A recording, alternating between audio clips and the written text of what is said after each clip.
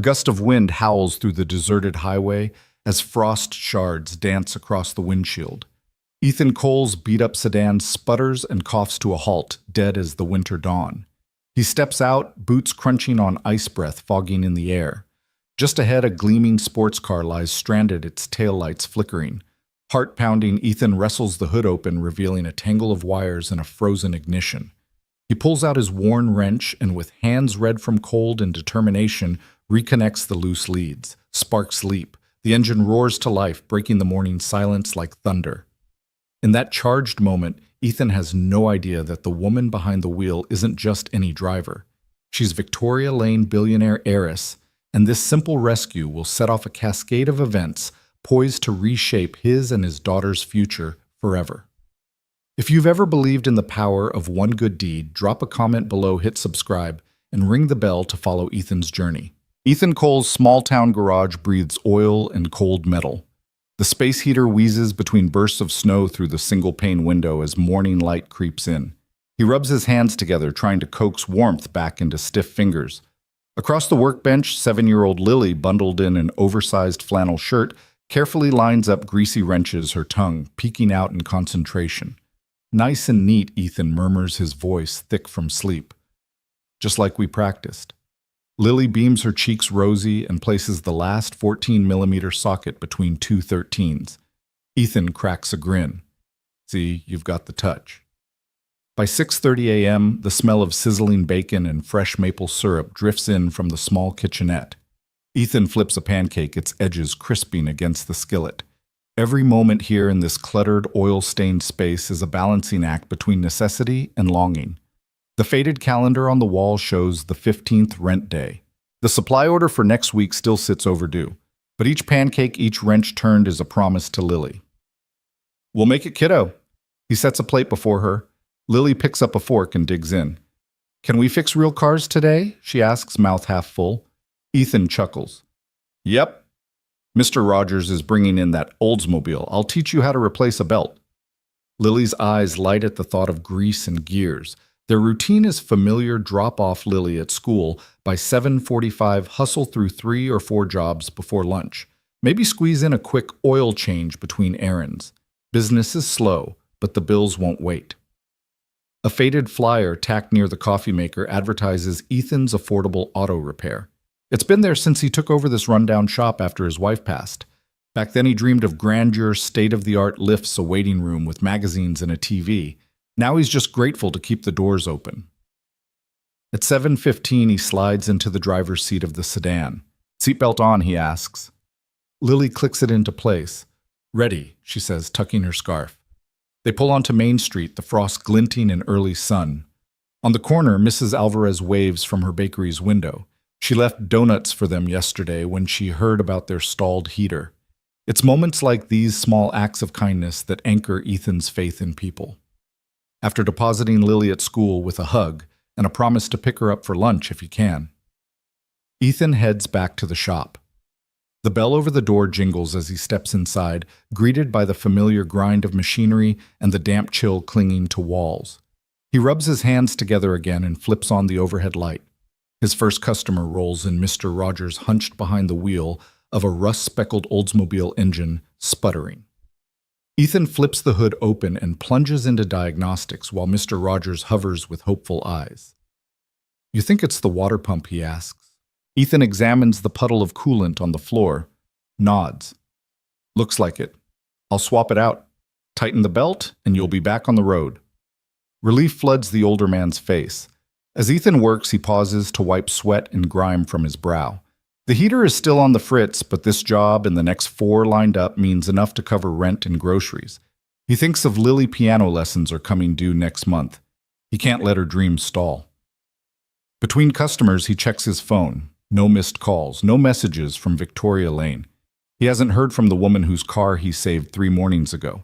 Probably better, she's a busy CEO after all. But he can't shake the memory of her crystal blue gaze and silk gloves. By mid-morning, a young couple arrives with a stalling transmission on their hatchback. Lily's drawing of their family taped to the sun visor makes him smile. He charges them a fair price, feeling the familiar tug of pride when they thank him for honesty. Word of mouth has a slow burn here, but kindness is currency. At lunch, he grabs a cold sandwich from Mrs. Alvarez's bakery charge. It to his tab, he promises. He takes a moment to sit behind the shop, sipping lukewarm coffee from a chipped mug. Lily's crayon note. Love you. Dad, taped to the dashboard, catches his eye. He traces the scrawled letters, breath-catching. The daily grind, for all its struggle, is worth this, the warmth of her belief in him. The afternoon brings a flat tire repair, a stubborn oil leak, and a half-finished brake inspection. Each task demands focus, sweat, and resolve. Customers come and go, offering friendly nods or sympathetic glances. They know Ethan's story, a widowed dad doing his best. In return, they tip an extra $1, bring baked goods, or share a kind word. As dusk approaches, the temperature drops. Ethan steps out to lock the Oldsmobile's hood before signaling Mr. Rogers off.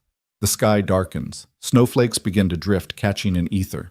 He breathes deeply, senses sharpened by cold. He wonders again about Victoria Lane, her car, and the opportunity she hinted at. Could his life really change beyond oil stains and late nights? He flips off the sign and turns to the closed doors. The bell jingles a final time as he loads his tools into the back of his sedan. Tomorrow, he'll do it all again. Stack wrenches, flip pancakes, fix cars, and keep the promise. But tonight, as he heads home under a hush of falling snow, a spark of possibility warms him more than any heater ever could. That morning, the world felt heavier than usual. Ethan Cole's breath steamed in the frigid air as he slipped into his threadbare coat, the hem damp with last night's melting snow. He turned the key in his sedan's ignition and winced at the sputter fuel was dangerously close to empty. His eyes flicked to the clock, 7:12 a.m. Lily's school bus would arrive in less than 10 minutes. He threw a glance at the gas gauge again. Just enough, he muttered, more to himself than the car. Ethan eased onto the highway tires, crunching over frost-hardened gravel. Headlights from distant cars painted pale tunnels through the morning haze. His mind raced through the day's to-do list drop. Lily at school, swing by the station for gas, if he had any left, pick up parts for Mrs. Alvarez's van, and pray the heater in the shop held out just one more week. As his sedan rounded a gentle curve, headlights cut through the fog, a lone silhouette of a sports car midnight blue against the muted white landscape. Its hazard lights blinked like a pulse, urgent, desperate. Ethan's heart thudded an echo of the rescue 3 days ago. He glanced at his fuel gauge again. The needle dipped toward E, but his conscience left him no choice. He tapped the brake, swerved onto the shoulder, and skidded to a stop. Snow crunched under his boots as he hustled out, breath hitching in icy shards. Up close, the car was flawless paint, gleaming curves that belonged on a showroom floor, not a lonely roadside. Behind the wheel, a woman wrapped in a tailored coat shivered, phone clutched to her ear. Even from a distance, Ethan recognized her. Victoria Lane, the billionaire CEO, whose life he'd unwittingly upended when he first helped her days ago. "Need some help?" he called, stepping onto the snowbank. She lowered the phone, eyes widening. In her gaze, he saw relief, surprise, and something unreadable, perhaps resignation. I'm stuck," she admitted, voice trembling in the cold. "Battery's dead. Roadside said they'll be at least an hour." Ethan ducked under the hood, fingers fumbling through thick gloves. Frost clung to every surface. He tapped a loose cable free, gave it a nudge, and crossed his fingers. "Try it now," he said, voice raspy. She slid in, turned the key. The engine coughed, then roared as if waking from a long sleep. Victoria exhaled a plume of gratitude and cold air mingling. "You're a lifesaver," she said, stepping out. Her boots left prints beside his. He wiped his hands on his coat. "Just paying it forward." Her gaze flickered to his car. "Is that your gas tank, blinking empty?" He nodded with a rueful smile. "Running on fumes, but worth it if it means you're safe." Victoria's lips curved in a small, knowing smile. "Thank you, Ethan." They worked in tandem, securing the hood and stowing tools. A silence settled, comfortable and charged, as if they both recognized the familiar rhythm of rescue. Then Victoria straightened, brushing snow from her coat. "I owe you again." Ethan shrugged. "No debts. Just glad you're okay." She hesitated, gaze drifting to the empty road ahead. "I have to get to the city this morning," she said quietly. "Important meeting." He studied her. Her business world demanded her presence. His world demanded he push onward despite the empty tank. "I'll ride shotgun. We'll split the gas in the conversation. Victoria blinked. You'd do that. He offered her a half grin. You saved my day last time. Consider this even. She opened her door. All right. They climbed into his sedan. Inside, warmth replaced frost, and the soft hum of the engine felt like a heartbeat. Lily's drawing of her family on the dashboard caught Victoria's eye. She's your daughter. Ethan's voice softened. Lily, 7. Keeps me grounded. Victoria nodded, tracing the crayon lines. She's amazing. They began the slow crawl back onto the highway. The sky turned pale blue, the sunrise glinting off ice crystals. Words came easily between them, a shared laugh over Lily's latest antics, a conversation about the unpredictability of life, sprinkled with observations on frost patterns and engine diagnostics. Halfway to the city, Ethan felt the car judder as the tank neared empty. He eased into a small rural station, the pumps old but welcoming. As he filled the tank, Victoria stretched, tucking her hair behind an ear. I never thanked you properly, she said, leaning against the sedan. You didn't have to stop. I should have waited. He shrugged, wiping his hands. Maybe not. You did the same for me once. She met his eyes. You really helped me see something important that day. He glanced away, heart tightening. We all need a little help sometimes. Inside the station's mini-mart, he grabbed 2 coffees black for him with a splash of cream for her. They stood side by side at the counter, steam curling from the cups. Victoria took a slow sip. Your faith in people. It's rare. Ethan lifted his mug. You'd be surprised how often it pays off. She turned the cup, gazing at the logo, a faded gear and wrench. Underneath, someone had scrawled, Keep the faith. He laughed softly. Prophetic graffiti. Outside, the city skyline shimmered in the distance. Victoria slid into the passenger seat, coffee in hand. Ethan eased back onto the highway, city traffic, growing thicker with each mile. They approached Orion Motors' headquarters, a glass monolith soaring against the pale sky. Victoria's lips curved in a small, appreciative smile. Home. Ethan pulled to the valet lane. He offered her the coffee. Here. She accepted it and turned the cup between her hands. Ethan, thank you. For everything. He tipped his head. Good luck in there. Victoria's gaze softened, and for a heartbeat she seemed on the verge of saying more. Then she slipped out of the car, coffee in hand, and disappeared into the revolving doors. Ethan watched her go. Lily's drawing caught his eye again, a reminder of why he worked so hard, braved so much. He turned the key engine rumbling beneath him, then headed back down the road toward the open fields, the rising sun at his back. As he drove, frost melted on the windshield, and with each mile he carried the warmth of possibility. Today, a simple act of kindness had bridged 2 very different worlds. Tomorrow, who knew? For Ethan and Lily, the horizon was frost-tipped but wide open. The bitter wind bit through Ethan's coat as he crouched beneath Victoria Lane's gleaming sports car, the engine compartment a maze of polished metal and complex wiring. His gloved fingers brushed away frost and soot until they found a connector, its wire frayed and barely clinging to the ignition coil. He tilted his head, gauging the angle, then drew a deep breath of cold air before tightening the bolt with practiced precision. Steam hissed into the air, curling like a ghost from the engine block. A stray wisp of morning sunlight caught on the car's hood, turning the polished surface into a fragment of sky. Ethan straightened, pausing to rub his hands together, then stepped back to throw the switch. Victoria slid into the driver's seat, her posture tense with anticipation. The dashboard lights flickered on, and Ethan watched rooftops of analog gauges dance to life. She cranked the key. At first, the engine wheezed like a deep sigh after a long winter's sleep, but then it roared into a steady purr that thrummed through the tires to the frozen ground. Victoria exhaled, pressing her palm to the dash. Hope shimmered in her eyes, reflecting the sudden warmth in the engine's rumble. It's running, she whispered, voice soft as the thawing snow. Ethan brushed a lock of dark hair back from her face. Always happy to help. His words sounded more earnest than he'd meant. Her gratitude hung between them, fragile and luminous. She slid from the car and stepped onto the shoulder boots, crunching in the gravel. Her tailored coat brushed the snow as she approached him. I don't know how to thank you, she said, pulling her scarf tighter. The morning light caught a glint in her eyes, far more than relief. something like wonder. He shrugged, turning back to tuck his hands into his pockets. Just doing my job. She hesitated, then pulled a small piece of paper from her purse.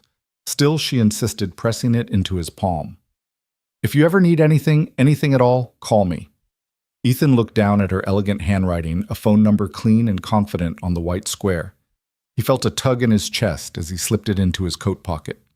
Thanks, he said, nodding once. She gave him a tentative smile, the kind that warmed his chest. Then she paused, raising a hand as if to step closer, perhaps to say more, but the moment skipped away like a bird startled from its perch. She turned and slid behind the wheel, the engine's steady hum filling the space. Ethan stood watching until the sports car melted into the mist of the empty road. The hush that followed was vast, broken only by the distant traffic. He closed his eyes and let the memory of Victoria's eyes linger, the gratitude, the gentle surprise of her discovery that someone cared enough to stop. He climbed back into his sedan, the heater groaning to life. The seatbelt scraped against his coat as he settled in. For a moment he remembered Lily's small hand slipping into his on cold mornings, the way her laughter melted the frost. He found himself tracing the outline of the paper number in his pocket. The ride home was a slow glide through the quiet town. Steam drifted from manhole covers, and the few early commuters kept their headlights low. Ethan passed the familiar street where Mrs. Alvarez's minivan was parked, another job waiting tomorrow. For once his mind wasn't on parts or payments or the steady march of time. It was on that single moment, the car coming to life, Victoria's soft whisper, and the way kindness can astonish even the most guarded heart. Pulling into his driveway, he glanced at the small sagging porch where Lily waited. She bounded down the sidewalk, hair a tangle of curls, cheeks pink from the chill. "Daddy," she called, skidding to a stop. Her breath formed little clouds as she held up a drawing. "Look what I made at school, our family." Ethan lifted her into his arms, pressing a kiss to her temple. He felt the life in her small frame, the boundless energy, and the unwavering faith in his promise to keep them afloat. He rocked her gently, smiling as she jabbed at the paper with a stubby crayon. "It's perfect, kiddo," she beamed. "And I wrote your name on the back so Miss Vanessa can't take it." He laughed, settling her inside and heading for the kitchen. The remnants of last night's dinner waited in Tupperware on the counter. As he warmed soup and bread, Lily chattered about her day, her teacher's funny socks, the new girl in class, how the recess slide was icy but the best kind of slippery. Ethan stirred the soup slowly, mind drifting back to the morning's rescue. Lily had skipped breakfast in her excitement and tugged at his sleeve. "Can I have pancakes, Daddy?" He plated the soup, then turned to reach for the griddle. "Pancakes are on the menu," he promised. As the sweet scent of batter sizzled in the pan, the kitchen filled with warmth.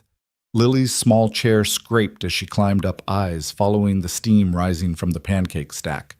Ethan flipped the flapjacks with a practiced flick, each one golden and fluffy. He set the plate before her with a flourish. "Thanks, Daddy," she said between bites, chin dotted with syrup. He smiled, his thoughts settling.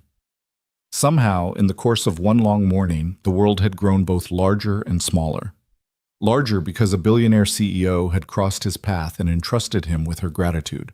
Smaller because in his own home, sitting with Lily, he felt the entirety of life distilled into pancake mornings and the quiet satisfaction of a job well done. He poured himself a cup of coffee, strong and black, and took a seat beside his daughter. She pressed a pancake into his hand.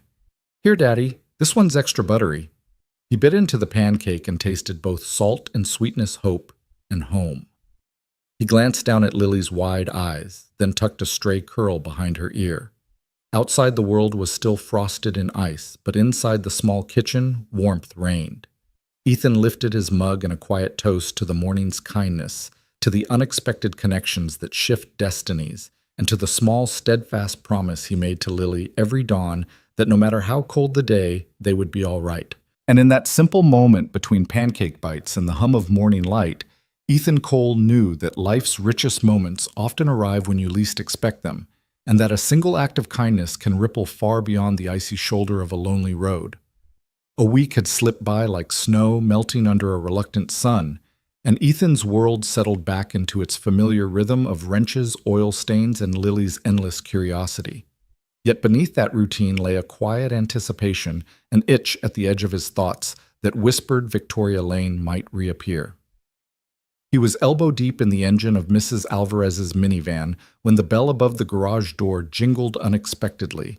The sound made him startle wrench slipping from his grasp. He straightened, wiping grease from his hands as Lily, perched on a stool beside him, dropped her toy car with a soft clatter. At the doorway stood Victoria. Not hurried or frazzled this time, but composed in a fitted coat and heels dusted with winter's last flurries. She carried no basket of baked goods, no envelope of opportunity, only a small smile that carried the weight of unresolved gratitude. "Hi, Ethan," she said, her voice weaving through the shop's scents of oil and mechanics' sweat. "Is this a good time?" He glanced at Lily, whose almond eyes widened in recognition. "Lily, remember," he murmured, but Lily was already on her feet, racing across the concrete floor to fling her arms around Victoria's knees. "Miss Victoria." Victoria knelt, gathering Lily into her arms. "Hello, Pumpkin. You've grown since I last saw you." She ruffled Lily's hair, and Lily giggled, breath-puffing like a little cloud. Ethan swallowed. His elbow itched with grease, but his heart hammered in his chest. "Come on in," he managed, nodding toward a cracked leather bench by the workbench. He gestured for Victoria to take the seat. "We're just finishing up here." Victoria tucked Lily's feet beneath her and turned to Ethan. "I know this isn't your usual office," she said, glancing around at hanging license plates and racks of lug wrenches. "But I wanted to talk face to face." He nodded, tapping a rag on his thigh. "What's on your mind?" She paused, eyes drifting to the floor where a dark puddle of oil reflected the overhead lights. For a moment, vulnerability flickered across her features, rare for the CEO who commanded boardrooms with effortless confidence. Then she looked up.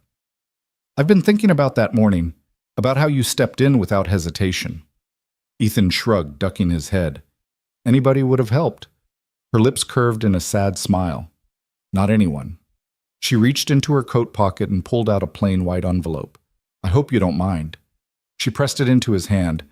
"Consider this a thank you." He stared at the envelope, then up at her. "You don't have to." She shook her head. "I want to." Her gaze softened as she watched Lily inch forward, tugging at her sleeve. "Lily, do you want to say hello properly?" Lily nodded, scooting off Victoria's lap and grabbing her hand. Together they walked around the bench and approached Ethan. He crouched to Lily's level heart, warming as she showed him her favorite Barbie doll. She babbled about its sparkly shoes and how Miss Victoria made her pancake that morning extra buttery. Victoria laughed, and the sound was like the first thaw of spring in Ethan's chest. He stood and slipped the white envelope into his coat pocket. "Let's head inside," he said, nodding toward the reception area. Lily bounced between them, her cheeks rosy with excitement. Inside, the small waiting room smelled of coffee and old magazines. Ethan offered Victoria a seat on the battered leather sofa while Lily perched on the armrest. He stood before her, expression unreadable. "I wanted to apologize," Victoria began, pressing her palms together, "for dropping that strange invitation via text. I know it must have come out of nowhere." Ethan shook his head. "You didn't have to explain." He took a deep breath, feeling the tension in his shoulders ease. "Really, it's no problem." She nodded slowly, searching his face. "You deserve more of an explanation." She lifted her chin and spoke with calm conviction. "I'm not just here because I can't fix a car without help. I owe you for what you did, yes, but I also want to repay your kindness by giving you a second chance." He blinked. A second chance. The word struck both familiar and strange. He had given up on his own dreams long ago. Dreams of a bigger shop, a better life for Lily, a future unchained from oil pans and overdue bills. "Second chance," he echoed.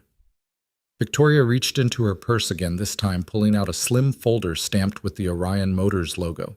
She handed it to him. "I came to formally offer you a position," she said.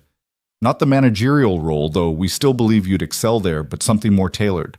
We're expanding our community outreach program.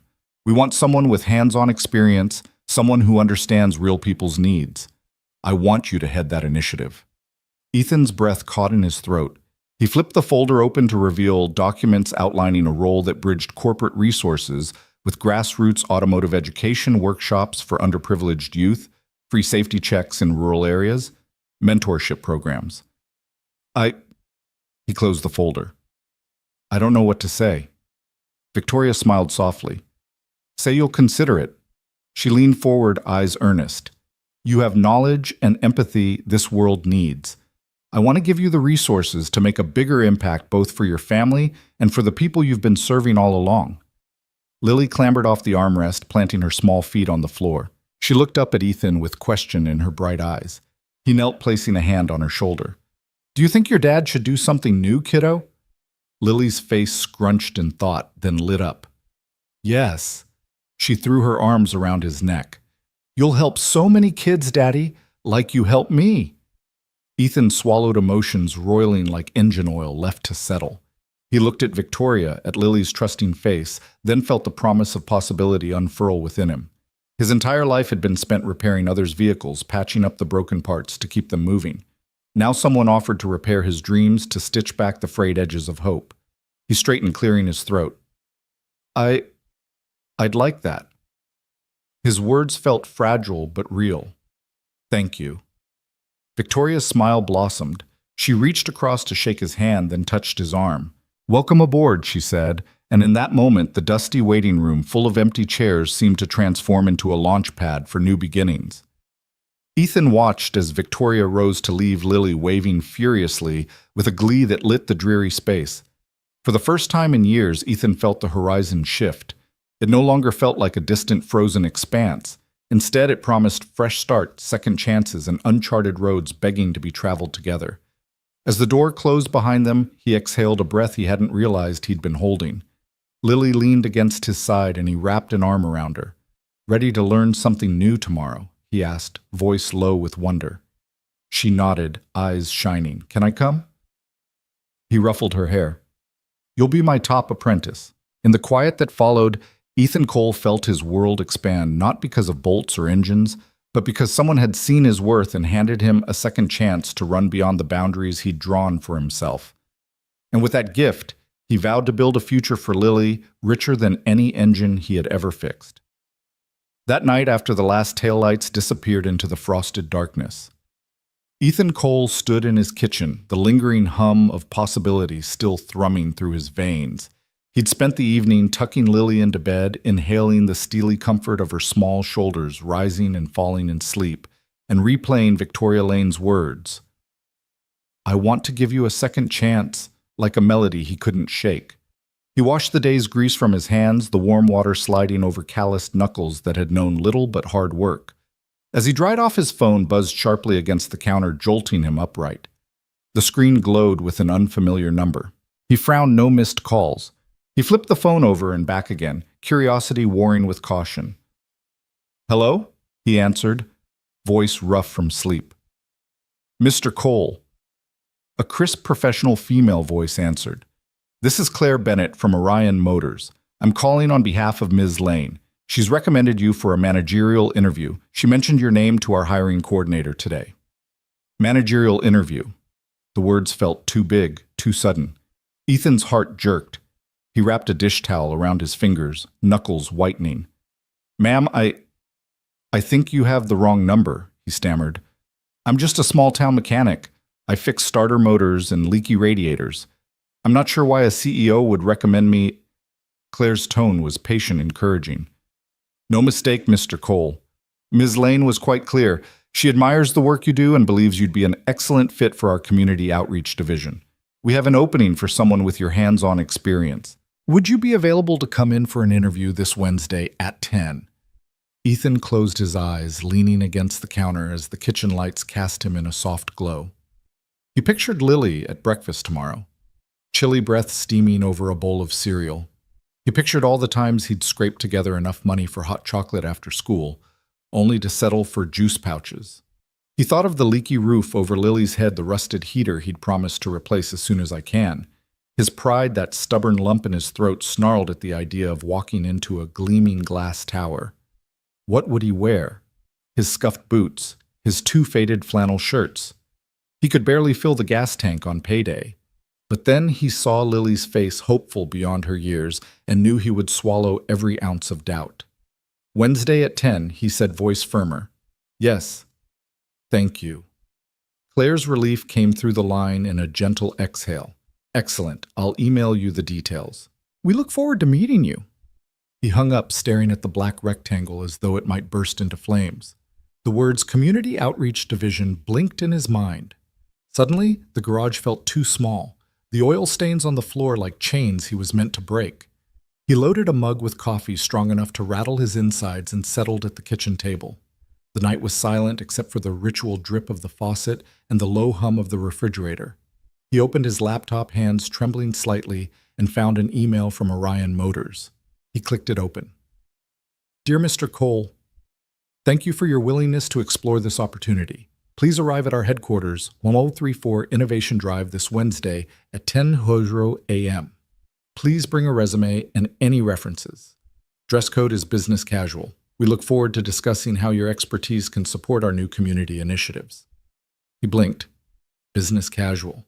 He didn't own a suit, but he had an extra button-down shirt still crisp, a pale blue that used to feel like $1 million when he bought it for his wedding. He'd pressed it carefully that morning. His hands left faint grease smudges on the collar, even now, but he would make it work. He sipped the coffee, bitterness and sweetness mingling on his tongue. The steam curled in the low light as though carrying his doubts into the ceiling. What if it was a joke? What if he tripped over the receptionist? Set his coffee down on a folder that wasn't his, and someone noticed the name Cole was more gas station than corporate. He pictured Lily's grin. If things went well, not only better coats and warmer snacks, but perhaps a future where her father stood proud in a crisp office, no longer weighed down by bills and broken heaters. He saw her running through a bigger house, unafraid of snow through thin windows, her pajamas cozy against the winter wind. His heart swelled with hope so big it nearly pushed the table off its legs. He sat up straighter, clenching and unclenching his fists. All right, he whispered, let's do this. The next morning dawned gray and brittle frost coating every surface like sugar on a donut. Ethan's phone alarm yanked him from a restless sleep. He padded into the kitchen, lit the kettle, and recalled last night's promise. He'd told Lily he had an important meeting, and she'd looked at him with eyes so bright he almost cracked under the weight of her faith. He made coffee and buttered toast, watching Lily dart around in her small coat that swallowed her arms. She clutched her backpack ready for school. He knelt, brushing hair from her face. You know I've got to go help some people today, right? She nodded solemnly. Be brave, Daddy, and don't forget to smile. He laughed, planting a kiss on her forehead. I won't, kiddo. You have fun at school. As he drove through the sleepy streets, Ethan ran through what he'd say if someone asked. So, Mr. Cole, tell us about yourself. He'd tell them he was a mechanic who believed in second chances, first for himself, then for the kids who needed guidance just like Lily had needed him. He'd explain how he'd taught Lily to fix her toy car's wheels, how every loose bolt on a family sedan represented a chance to keep someone's world moving. When he pulled up to the Orion Motors headquarters, a tower of mirrored glass that stretched toward a pale morning sky, his breath caught. He gripped the steering wheel as though holding a lifeline. He straightened his shirt collar, smoothed hair from his forehead, and stepped out into the cold. Inside, the lobby gleamed. Polished floors reflected his scuffed boots. Business professionals in crisp attire strode by, briefcases clicking on tile. He felt the weight of every stare, but also the pull of possibility pulling him forward. A friendly receptionist directed him to conference room B. He waited, heart-drumming, as he stared at his reflection in the frosted glass. He straightened his shoulders, reminding himself he'd fixed cars and saved days. He'd earned this. Moments later, the door opened and Claire Bennett ushered him in. He shook hands with a panel of directors, including Victoria Lane herself, who greeted him with a genuine smile that banished any lingering imposter's doubt. Ethan cleared his throat, voice steady under her gaze. Thank you for this chance, he began. I'm ready to bring everything I've learned in my little garage, the kindness, the problem-solving, the heart to your community outreach initiatives. Because sometimes the smallest gestures can change lives, just the way Ms. Lane's did for me. He spoke of Lily and the families he'd served during free safety checks, of nights spent patching engines in freezing cold. He spoke of hope, of second chances, and of what he could give back when given the resources. When he finished, the room was still. Then Victoria stood and extended her hand. Welcome to Orion Motors, Mr. Cole. We're thrilled to have you. Around the table, nods and handshakes followed warmth, blooming like spring in that chilly boardroom. Ethan sank into the chair beside them, disbelief and joy mingling under his skin. In that moment, he saw more than four polished walls. He saw a path forward lit by a simple act of kindness on an icy roadside. As he drove home that afternoon, the world felt wider, brighter. He'd said yes to a future he once tucked away as impossible. With every turn of the wheel, he carried Lily's hope, Victoria's belief, and his own dream of fixing more than engines of fixing futures. And this time, he knew the best was still to come. Ethan stepped through the double-glass doors of Orion Motors with a slow, steady breath, the click of his scuffed boots on the polished marble echoing in the cavernous lobby. He paused just inside, collecting himself, his suited colleagues. Brilliant engineers, sharp-eyed analysts, and polished executives turned to study him in silent surprise. Here he was, the small-town mechanic with grease still in his veins and a heart worn proudly on his sleeve, suddenly thrust into the sleek heart of a corporate giant. He smoothed his slightly rumpled shirt, willing his knees not to tremble, and let his eyes travel upward to the soaring atrium above. Sunlight streamed through glass walls and skylights, tracing geometrical patterns on the floor. In one corner, a digital ticker scrolled stock values. In another, a reception desk manned by impeccably dressed professionals hummed with quiet efficiency. Ethan felt the familiar tang of motor oil and warm coffee in his pocket, remnants of long hours at his garage, and was suddenly conscious of every stitch, every thread, even the way his boots squeaked against these gleaming floors. "Good morning," a voice called softly behind him.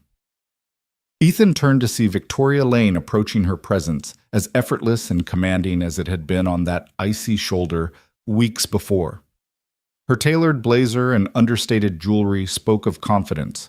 Her warm smile spoke of reassurance. "Ready for your first orientation session?" He managed a nod, clearing his throat. "As ready as I'll ever be." They walked side by side, making their way to a bank of elevators. Colleagues shot curious glances their way, some welcoming, others skeptical, but Victoria seemed to glide through the scrutiny unbothered. Ethan tried to match her stride, clutching the folded piece of paper in his pocket. Lily's crayon scrawl, "Best fixer ever." He pressed it like a talisman against his thigh, feeling its gentle, unshakable certainty. In the elevator mirrors reflected his anxious face back at him. A pang of imposter syndrome knotted his stomach. He'd spent years under the fluorescent lights of his own dingy shop, guiding Lily's small fingers around greasy wrenches. Here he sat among high-performing managers who wielded spreadsheets like weapons and spoke of leveraging assets and synergetic growth. He swallowed hard. The doors opened quietly on the 20th floor. As they stepped into the corridor, the soft carpet muted their footsteps. Victoria led him to a conference room outfitted with ergonomic chairs and state-of-the-art screens. Ethan took a seat, noticing how the polished wood table gleamed under the recessed lights. He couldn't help but glance at the unfamiliar jargon projected on screen slides on KPIs, return on investment forecasts, strategic roadmaps. His throat ran dry, and he tapped a restless foot, recalling Lily's voice from the night before. "Be brave, Daddy." A bespectacled trainer, clipboard in hand, welcomed them. "Welcome, Mr. Cole. We're delighted you've joined Orion's Community Engagement Division. Today you'll learn about our corporate structure, key performance indicators, and how we measure impact across our global markets." The trainer's words rolled out smoothly, like well-oiled machinery. Ethan nodded, trying to anchor himself as the acronyms and buzzwords piled on: EBITDA, margins, stakeholder alignment, brand equity. He leaned forward in his chair, listening intently as the trainer segued into a case study. Imagine a rural community where access to reliable transportation is limited. Our program provides educational workshops on basic vehicle maintenance, ensuring safety and affordability. "Mr. Cole," the trainer said, pausing to let the attention shift. "We're counting on your expertise to shape these workshops. How would you engage such a community?" Ethan's heart pounded, but he met the trainer's gaze. He pictured those mornings in his garage, Lily kneeling at his side, oil-smudged hands twisting spark plugs. Faces of neighbors relieved by his willingness to teach. "I'd start by listening," he began, voice steadying. "Find out their most pressing needs. Maybe it's tire safety or changing oil with limited resources. Then break down each step tool's safety cost into simple hands-on modules. I'd bring examples right to their doorstep. Broken starter motors, leaky radiators. Nothing beats seeing a problem solved in real time. And I'd make sure every family leaves with the confidence to tackle basic repairs themselves. The room was quiet for a heartbeat. Then Victoria offered an encouraging nod. Exactly the kind of practical insight we need. A ripple of agreement followed among the managers gathering around the table. Ethan exhaled surprise, warming his chest. He had a seat at this table after all. The rest of the morning blurred into a flurry of introductions and departmental overviews. He met marketing strategists who spoke of campaigns that showcased Orion's philanthropic work finance officers who modeled cost-benefit analyses and technology leads innovating electric drivetrains. Every conversation buzzed with promise and just a touch of skepticism. By lunch, Ethan's nerves had settled into a cautious curiosity. He stepped into the employee cafe, a bright space offering gourmet sandwiches alongside artisanal lattes. Nervously, he set out his own packed lunch, a humble turkey sandwich on wheat and an apple from his crisper drawer at home. He found an empty seat and pulled out Lily's note, smoothing it across the table as a reminder of where he came from and why he was here. A young woman in a sharp pencil skirt slid into the seat across from him. Her name tag read, Marisol, Program Coordinator. She smiled warmly. Mr. Cole. Write Ethan, please. I heard about your background. I spearhead our rural outreach programs. Your insights this morning were exactly what I've been hoping for. Ethan blinked. Thank you, he said, setting Lily's note beside his lunch as he extended his hand. In her handshake, he felt genuine excitement, not the insulated formality he'd braced for. As they talked, he found himself describing the little details that lit up his world, teaching his daughter to check tire pressure on her Hot Wheels, saving a stranded teacher's van so she could make it home before dark, the gratitude in their eyes. Marisol laughed as he spoke, leaning in as though his stories were the best case studies she'd ever heard. After lunch, Ethan rejoined the afternoon session, a deep dive into stakeholder engagement. By mid-afternoon, he'd already sketched plans for pop-up clinics in underfunded towns, volunteer training modules, and a mentorship program pairing seasoned technicians with high school students. Every idea felt alive, fertile with potential. He realized he was speaking not as an outsider, but as someone who knew the heartbeat of these communities. Late in the day, Victoria reappeared in the doorway, her heels clicking softly on the carpet. She offered him a cup of coffee, which he accepted gratefully. She leaned back against the frame, watching him survey the whiteboard where he'd scribbled Mobile Maintenance Unit beside Youth Tech scholarships. Impressive, she said quietly. You've made this room your own. Ethan glanced at her, carefully hiding his surprise. I'm just trying to bring what I know. She handed him the coffee cup. Exactly. And remember that note in your pocket.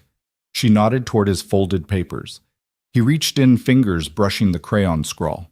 Lily, he murmured. She's right, Victoria said, her voice soft but firm. You are Orion's best fixer ever.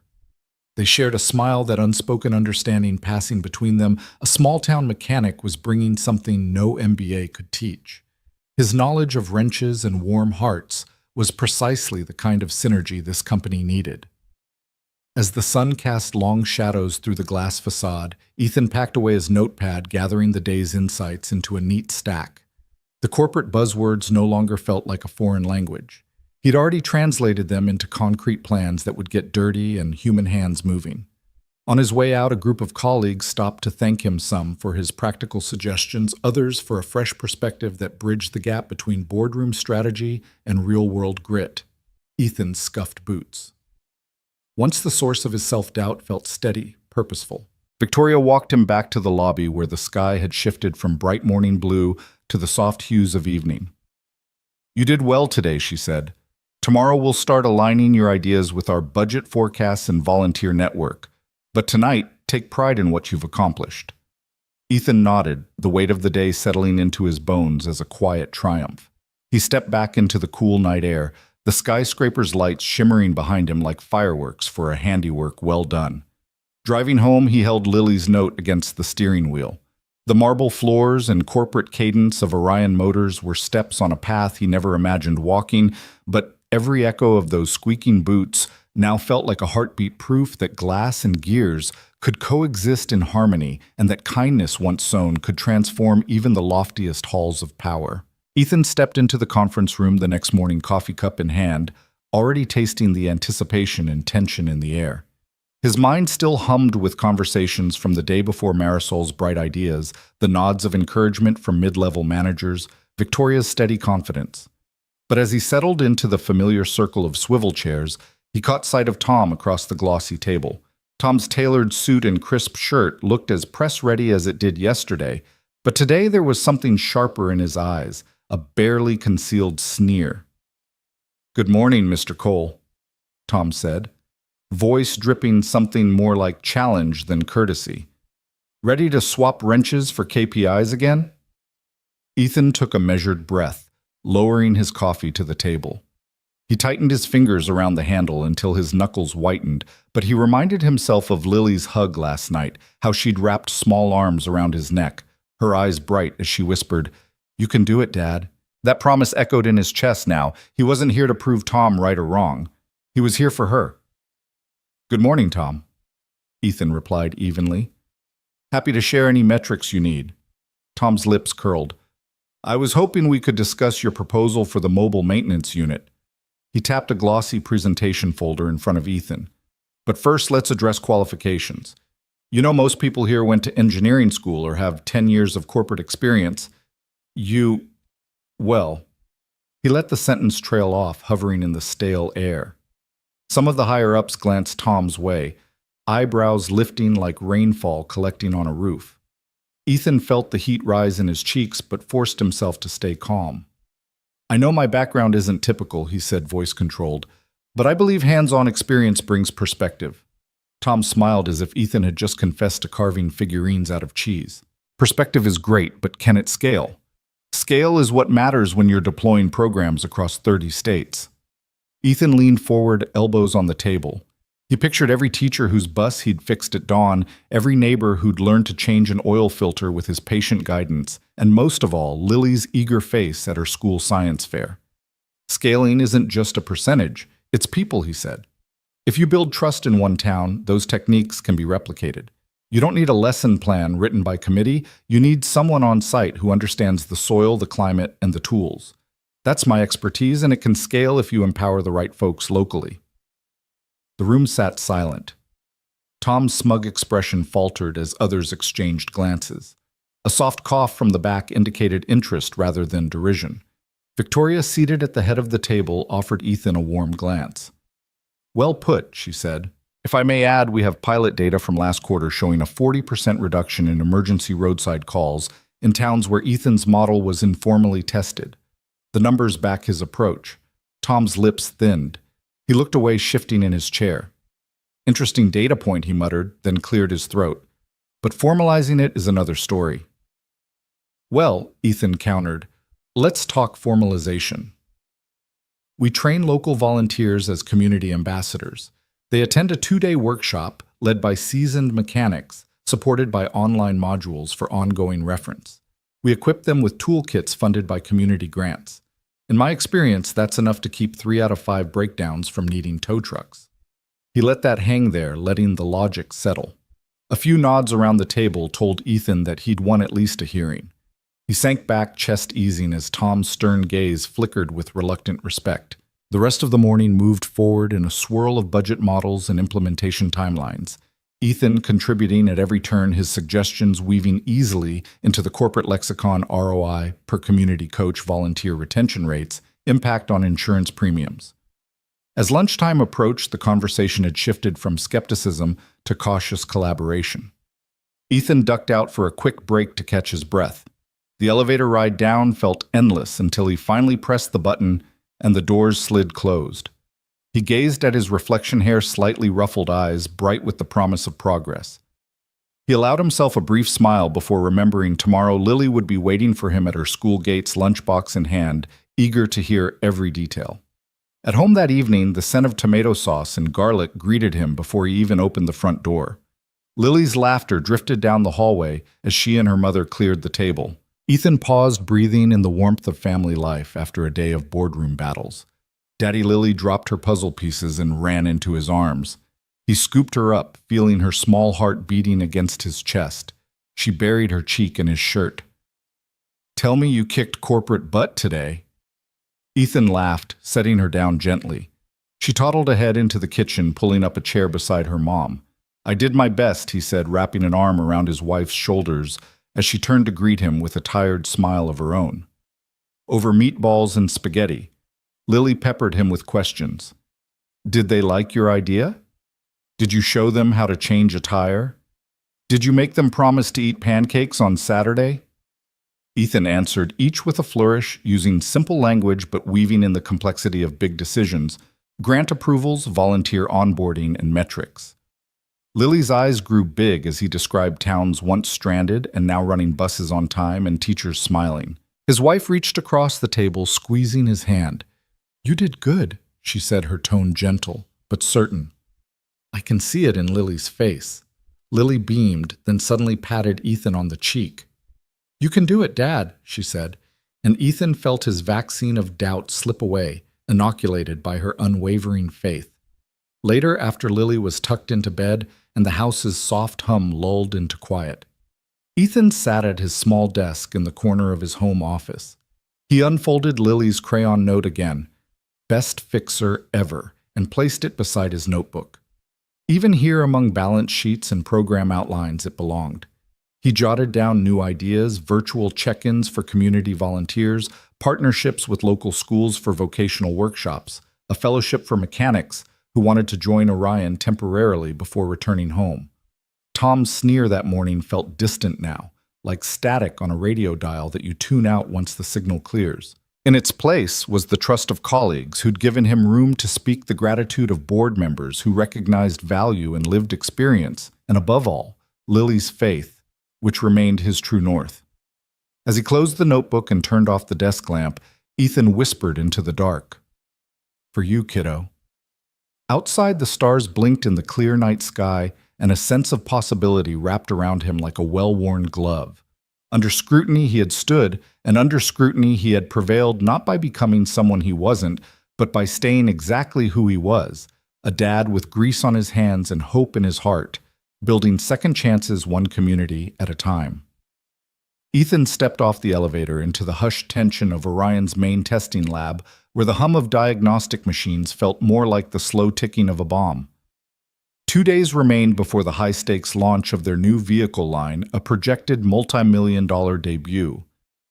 Now every engineer's eyes were dulled by panic. Screens lining one wall displayed line graphs that dipped ominously. Colored warning lights blinked. A knot tightened in Ethan's chest. He followed Victoria through rows of technicians huddled over laptops. "They've run every routine test," she said quietly, her voice steady but urgent. "But the rear suspension is failing the fatigue trials. The board is ready to postpone. We lose everything if we delay." Ethan swallowed and nodded. He felt suddenly dwarfed by the cavernous lab and by the slick credentials of the PhD engineers clustering around consoles. Yet Victoria's gaze on him held something, trust, maybe even hope. He straightened his shoulders, recalling Lily's confident whisper in his ear, "That very morning, Dad fixes things." It was such a simple line, but right now it felt like armor. They reached the central table where a scale model of the suspension assembly lay dissected into numbered parts. The lead engineer, Anika, a soft-spoken woman with a remarkably calm demeanor, looked up. "We've pinpointed the weak spot in the damping valves. They're overheating under repeated load. We can reinforce the housing, but that means new tooling and a 2-week delay." Jeff from production shook his head, voice thick with defeat. "We can't afford that. Our competitors are already lining up pre-orders. We delay, we lose our edge." Ethan glanced at the model, then at the sea of anxious faces. His palms tingled. He stepped forward. What if he began carefully instead of redesigning the housing? We try a dynamic recalibration. Change the damping curve to shed heat differently. Use a higher viscosity fluid that disperses energy more gradually. He watched eyes raise in surprise and felt a flicker of wider interest around the table. "Higher viscosity fluid," Anika repeated. Most of our tests indicated that would stiffen the ride too much. True, Ethan said, but hear me out. If we run a staged calibration, start at lower damping rates and gradually ramp up as speed increases, you can keep peak temperatures under control without a full redesign. He traced a path through the schematic with his finger. You'd need to adjust the valve orifices by maybe 2%. Its minimal shouldn't require new tooling, just a quick reprogram of the control algorithm and retrofit existing prototypes. Silence fell. Someone cleared their throat. The room's weight seemed to shift. Victoria stepped closer, eyes bright. Ethan, that's exactly the kind of out-of-the-box thinking we need. But can you back it up? Ethan drew a breath. I've seen a similar situation back in my shop. A customer's hydraulic lift was overheating under constant use. Instead of replacing the cylinder, I increased the bleed rate to cycle. The fluid reduced the heat peak by about 30%. It lasted a year without issue. He looked up. The principles are the same. Tom, who had been scowling in the corner, arched an eyebrow. That was a small stationary lift at 2,000 psi. We're talking variable loads at highway speeds. He sounded ready to dismiss Ethan again. But Ethan held his ground. All the more reason to simulate it here. Let's run a few cycle tests using this method on the bench units. If it shows promise, we incorporate it into the next round immediately. Worst case, we revert to your original housings, but at least we're trying to solve it without months of delay. Anika exchanged a look with her team. We can reprogram the test rig overnight, she said. We'll run a dozen cycles and watch the temperature curves. She turned to the technicians. Get me the test scripts and let's do this. A murmur of approval swept the room. Even Tom sounded grudgingly impressed. Fine, run the test, but don't waste time. Ethan nodded, voice steady. Right away. As the team scrambled, Victoria slipped an arm around his shoulder. You just might save this launch, she whispered. He managed a tense smile. Let's hope. Over the next 12 hours, the lab became a whirlwind of activity. Ethan hovered over monitors as digital readouts scrolled across screens, temperature spikes, pressure graphs, heat maps. The tension built with each cycle. At 50 cycles, the dampers warmed to 145 degrees Celsius, just within safe limits. At 75, they crested 150 degrees Celsius but plateaued. At 100, they peaked at 155 degrees Celsius, then stabilized as the fluid flow adjusted. Contrast that with the previous baseline tests that had shot to 185 degrees Celsius in under 50 cycles. Anika's eyes widened. This is incredible. The thermal load dropped by nearly 40%, and the ride quality margin, well, within spec. She looked at Ethan and laughed, half relieved, half exhilarated. You did it. Around them, engineers broke into smiles, exchanging high fives. The air crackled with renewed energy. Even Tom allowed himself a nod of respect. Victoria approached the boardroom door. We need to present these results, she said, voice bright enough to cut through the last of the tension. The launch goes on. Ethan leaned against a nearby bench, heart still galloping. Memory of Lily's hug last night surged warm through his chest. He reached into his pocket and touched the crayon note. Dad fixes things. He repeated to himself, smiling at how true it felt right now. As the team gathered, Ethan took a moment to breathe deeply of the cool lab air. The panic had dissolved, replaced by fierce pride for the engineers who'd rallied at a stranger's suggestion, for Victoria's unwavering belief in him, but most of all, for Lily. She hadn't seen the stress or the exhaustion. She only saw Dad fixes things. Her innocence had been the spark, and tonight that simple truth had rallied an entire company.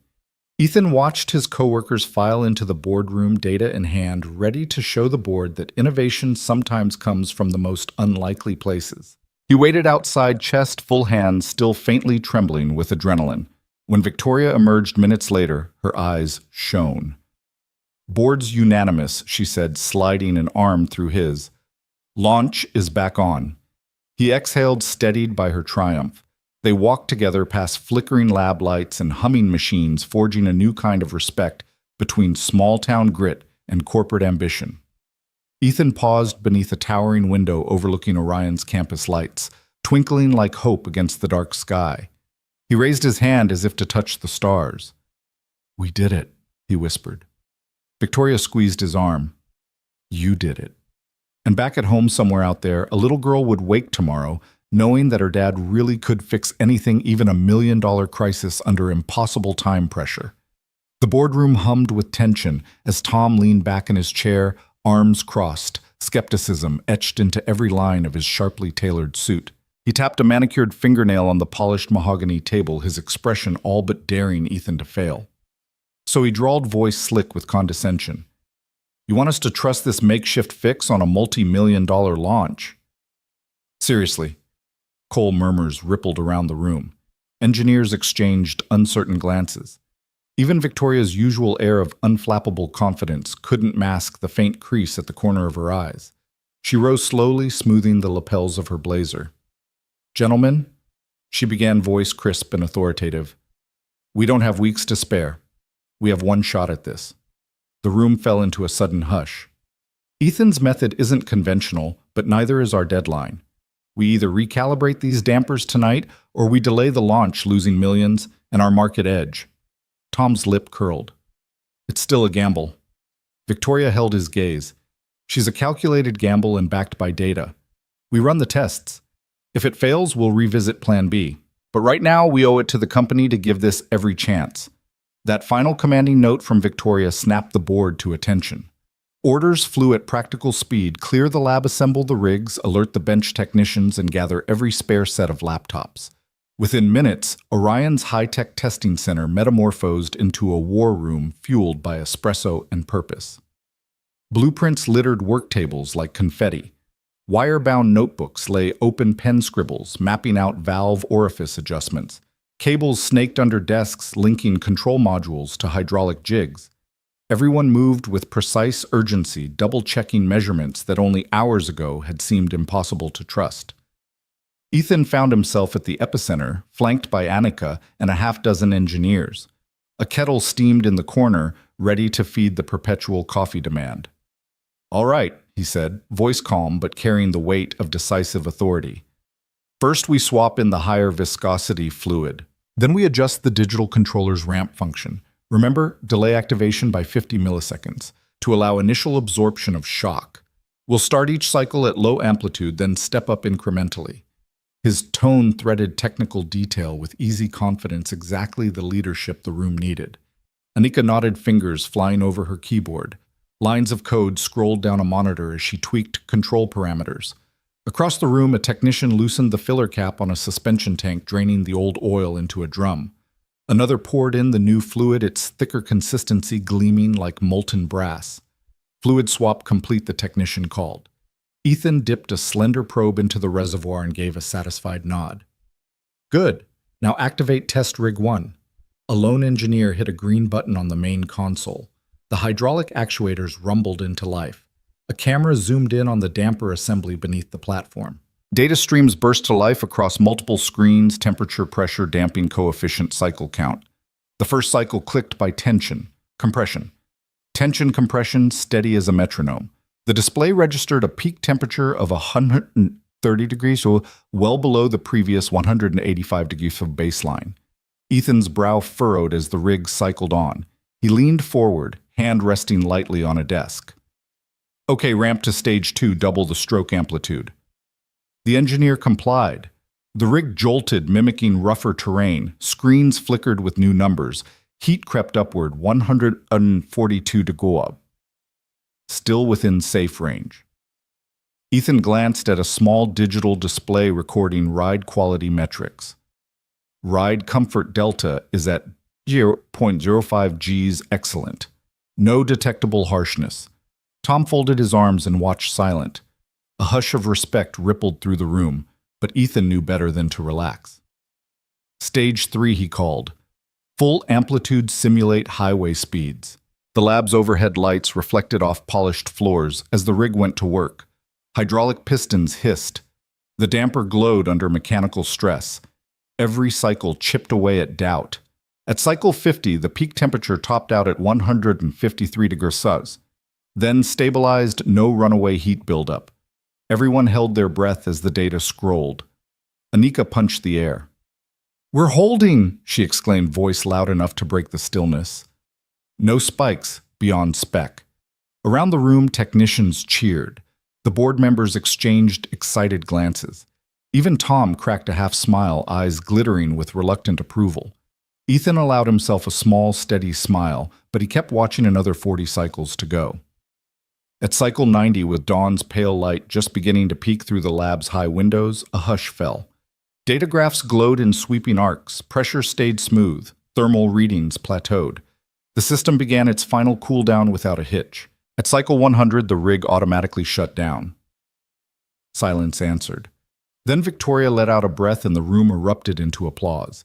Engineers slapped backs and pumped fists. Board members rose to their feet, clapping Ethan on the shoulder. Tom stepped forward, extended his hand, and gave it a firm shake. "Well done," he said simply, voice deep. Ethan exhaled, swallowing the shudder of relief. The adrenaline in his veins loosed its iron grip. He glanced around at the faces familiar and new, lit by screens and triumph.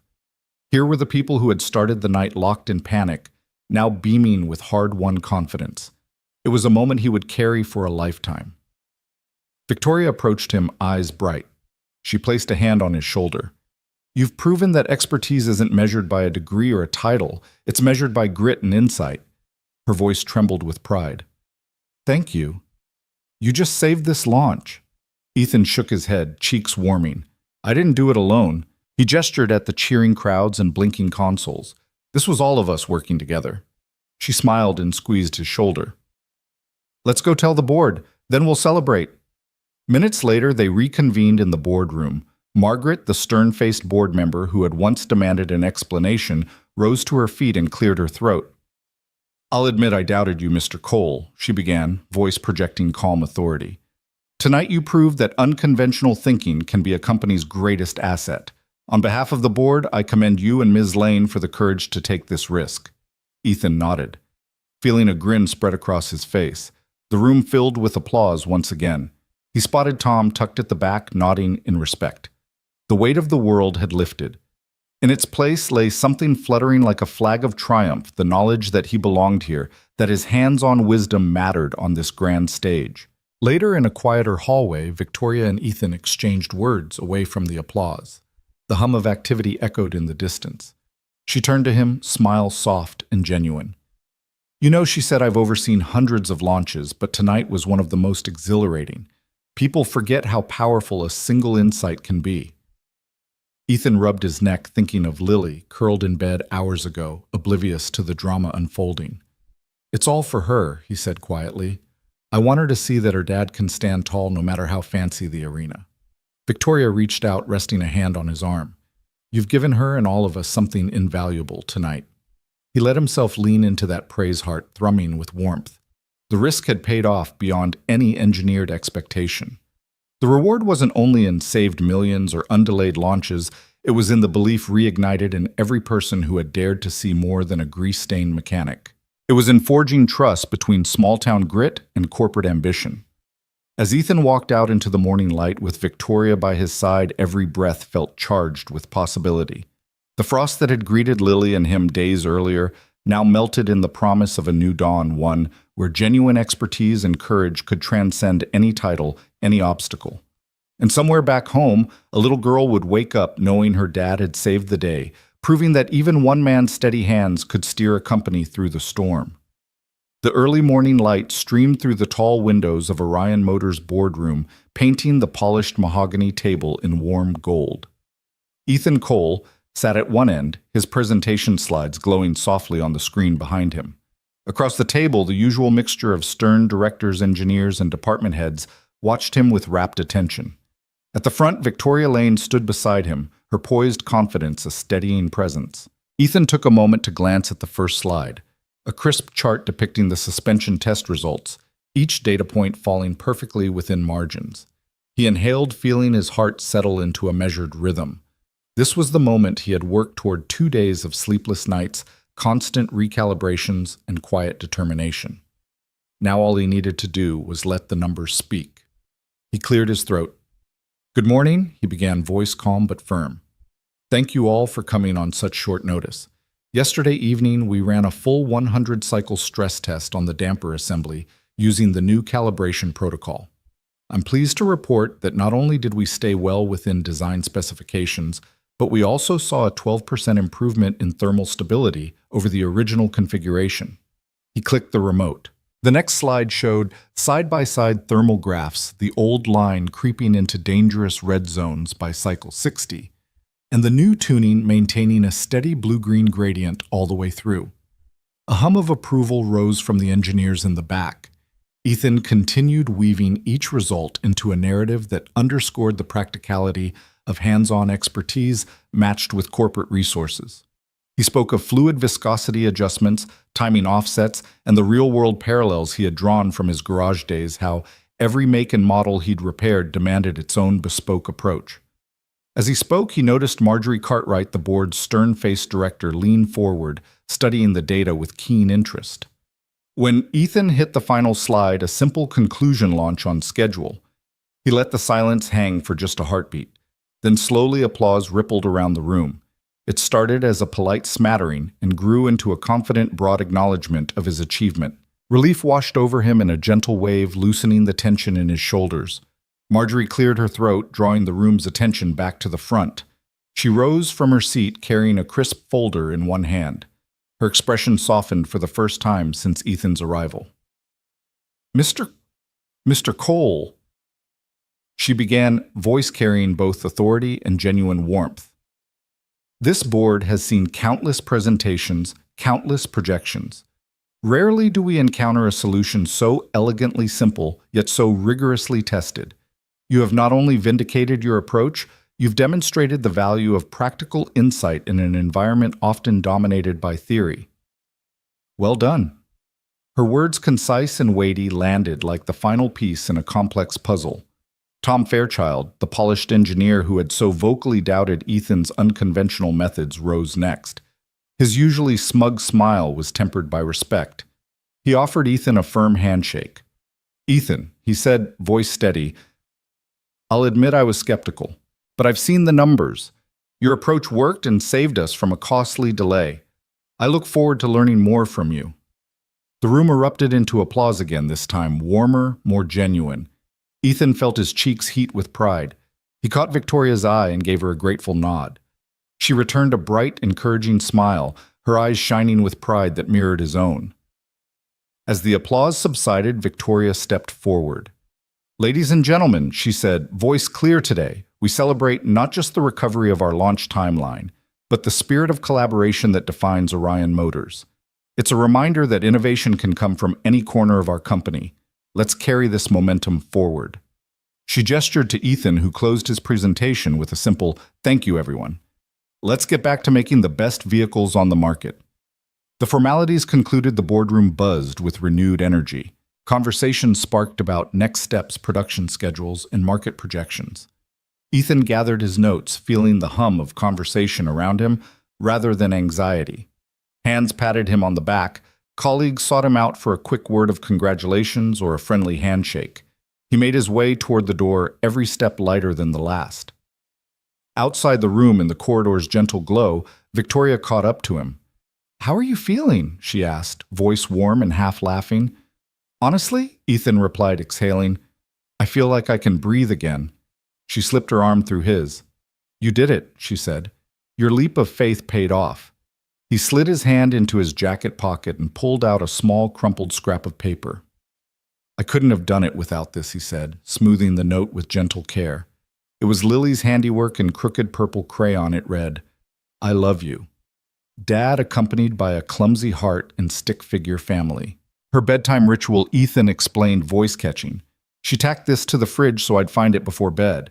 Victoria's eyes softened. "Keep that close," she advised. "It's your greatest victory." He smiled, pressing the note back into his pocket. "I will." Later that afternoon, as Victoria and Ethan walked toward the parking structure, their footsteps echoed in the crisp hallways. He thought of Lily bouncing out of school hours earlier with a backpack too big for her shoulders and boundless energy. He wondered how he'd explain this whirlwind of boardrooms and launch dates to her, how the sticky note in purple crayon had fueled his courage on the biggest night of his life. In the lobby, Tom emerged holding 2 takeout coffee cups. He offered one to Ethan with a small grin, no mention of past doubts. Thought you might need this, he said, handing over the steaming cup. Congrats again. Ethan accepted it. Thanks, Tom. That means a lot. Tom inclined his head. Just don't forget us little people when you're CEO. Ethan chuckled, raising his cup. No promises on CEO, but I won't forget. As they parted ways, Ethan turned back to the glass doors, where the afternoon light played off the sleek architecture. A sense of calm resolve settled over him. He had faced doubt and come through with more than just technical success. He had earned respect, built bridges, and affirmed his place in this world. He and Victoria climbed into the sleek black SUV waiting outside the entrance. As they pulled away, Ethan spotted Marjorie and several directors gathering at the door, still discussing strategy with excited intensity. He gave a small wave, and Marjorie returned one with a thoughtful smile. Inside the vehicle, Victoria reached over and squeezed his hand. I've never been prouder of you, she said softly. He turned to her eyes, reflecting genuine gratitude. I couldn't have done it without you, your support, your belief. She shook her head. You did the work. You took the risk. Now let's get you home to your biggest fan. Ethan leaned back in his seat, watching the cityscape unfold as they drove. The streets glimmered with the promise of possibility. He thought of the little drawing pinned to his wallet, the simple words that had felt so small, and yet carried him through the storm. Tomorrow, he said quietly, I'm taking a day off. Victoria laughed, genuine and delighted. You deserve it. Ethan closed his eyes for a moment, feeling the day's victories settle. First thing he promised, I'm going straight to the grocery store to buy the biggest box of crayons I can find. Victoria raised an eyebrow. Crayons? He smiled. Lily deserves new colors for her next I Love You masterpiece. The SUV slipped through the early evening traffic, carrying Ethan Cole, small-town mechanic turned corporate hero, toward home. And as the city lights shimmered around them, he felt the quiet triumph of vindication echo in his chest, not for the accolades or the saved launch, but for the knowledge that he had stood by his hands, his heart, and his daughter's unwavering faith in him. The morning sunlight filtered softly through the half-melted snow draped over Turner's garage sign, casting long, warm streaks across the concrete driveway. Ethan stood just inside the open bay doors, arms crossed against the cool air, watching Lily and Victoria beside the gleaming hood of a 1967 Mustang. Tools were scattered on a weathered picnic table nearby, wrenches, spark plugs, and a carefully folded diagram of the car's original wiring. The unmistakable scent of fresh coffee mingled with the tang of engine oil, creating a comforting aroma that felt like home. Lily, bundled in her favorite purple hoodie, held a small socket wrench with all the seriousness of a seasoned mechanic. She peered under the hood and called out, Okay, Victoria, hold the flashlight steady. Right there, it's loose. Victoria leaned in her elegant coat, dusted with a little grease, and shone the beam exactly where Lily indicated. The two of them laughed when the bolt finally clicked into place, a crisp, decisive sound that echoed like possibility. Ethan allowed himself a quiet smile. It wasn't so long ago that the morning routine consisted of shivering in an unheated garage, rushing to get Lily to school, and worrying over the next bill. Today, every clank of metal and shared grin was proof that their world had shifted. He'd traded those solitary worries for a community of support, a partnership that had grown from one simple car repair into something far greater. He stepped forward, hands resting on his hips, and Victoria glanced up. Morning, she called in a warm tone. We're almost there, just tightening the last bolt. Need a hand, Ethan offered, though face and hands were already testament to a lifetime of fixing things. Lily looked up, her eyes bright with pride. Dad, you can catch the flashlight next time. She handed it to him with the confident authority of a mini foreman, and he chuckled, taking it as though she'd just promoted him. As he knelt down, he felt the ground give slightly under him, wet patches where the snow had surrendered to promise of spring. The Mustang's engine block gleamed in contrast to the drab winter landscape, its polished curves and vibrant blue paint sparkling like a gem. Even Lily's wide-eyed admiration reflected back at him in those metal surfaces. Victoria bent close to examine the bolt. That should do it, she declared, and Ethan handed the flashlight back to her. Together they closed the hood, and Lily hopped onto the bumper to inspect their handiwork from above. Ethan stood brushing a hand through his hair and sipping the steaming coffee that Victoria had thoughtfully set on the edge of the table. The scent of roasted beans was sharp and invigorating, just the thing to banish any lingering morning chill. Victoria leaned against the table next to him, her breath forming small puffs in the air. "You know," she said softly, "I never imagined fixing cars could look this peaceful." She smiled at Lily, who waved the wrench triumphantly. Ethan laughed, setting down his coffee. The old days, it was just another job. But now, this, he gestured around at the trio, this is what matters. He beeped the horn lightly as Lily climbed down and the Mustang rumbled to life, its engine voice lower, richer, confident. Lily jumped back, delighted, and Ethan turned the car off with a practiced twist of the key. They all exchanged a look of shared accomplishment. In that moment, the prismatic sunbeams, the aroma of coffee and oil, the simple joy of a repaired engine, Ethan felt the full weight of everything they had overcome. The snowy hardship of yesterday had melted away, leaving only the warmth of connection and possibility. Victoria reached out and placed her hand on Ethan's arm. "I'm proud of you," she said, her voice carrying the depth of her belief. "You turned a random morning stop into something that's changed all our lives." He nodded, emotion catching in his throat. "Couldn't have done it without you," he managed, glancing at Lily's drawing taped to the garage wall, a stick-figure family holding hands under a big yellow sun. "And without Lily's constant reminders that I'm the best fixer ever." Lily beamed at the mention, her small chest puffing up with pride. She reached into her backpack and pulled out a fresh sheet of paper and a handful of crayons. "I thought we could draw our next project," she announced, pulling up a chair and starting a rainbow arc across the page. Victoria knelt beside her, leaning in to help choose colors. "What about that avocado green vintage truck you always talk about fixing?" she asked. Lily's eyes lit up. "Yes, and we'll add a garage." "That's you, Dad, right here," she said, sketching a tiny figure with grease-stained overalls next to a big smile.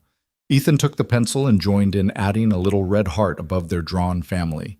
"And that's you and Mom watching," he said gently, though the girl they talked about had passed away years ago.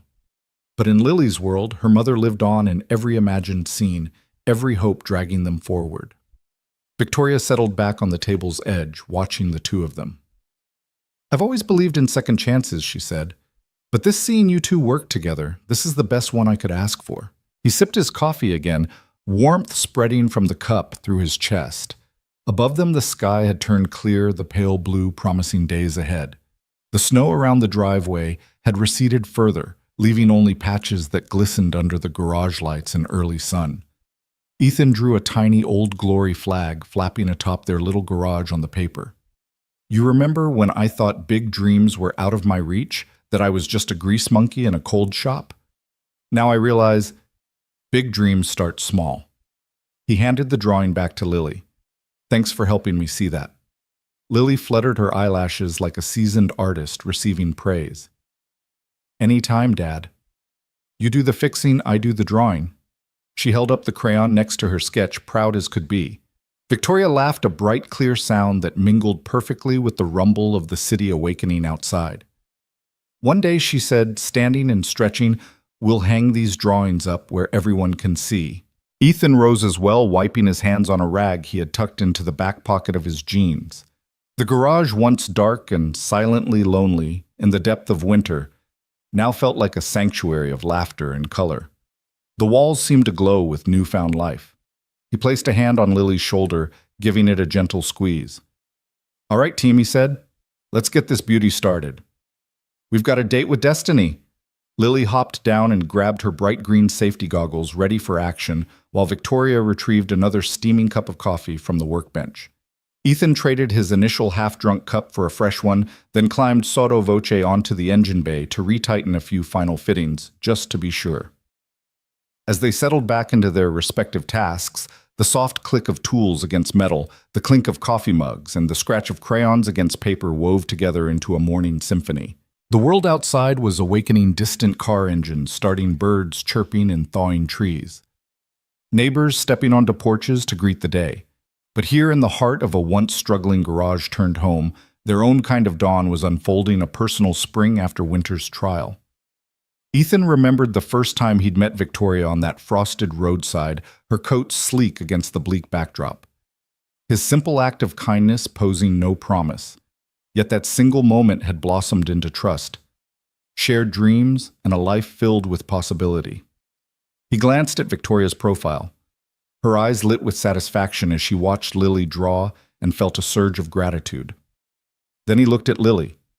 Hair falling in untamed curls, bright eyes alight with creative fire, and recognized that every wrench turned, every smile shared was proof that second chances weren't just fairy tales. They were real living things forged in moments of kindness and nurtured by resilience. Ethan set his coffee carefully on the fender, wiped his hands, and hopped down. He joined Victoria and Lily by the picnic table, wrapping an arm around both of their shoulders. "Here's to new dawns," he said, his voice steady and full. "To fresh starts, and to believing that one small act, one bolt tightened, or one car fixed can change everything." They raised their mugs in a silent toast, the warm liquid inviting energy and hope. Outside, the last patches of snow continued to melt, revealing fresh green grass beneath. The Mustang's engine began a soft hum when Lily gave it another playful honk, as if echoing their triumphant spirit. And in that moment, coffee in hand, engine oil in the air, laughter at their backs, Ethan Cole knew that their journey was only beginning. They had built something far stronger than a garage or a corporate career. They had built a family bound by kindness, resilience, and the undeniable truth that when we reach out with a helping hand, we open the door to whole new worlds.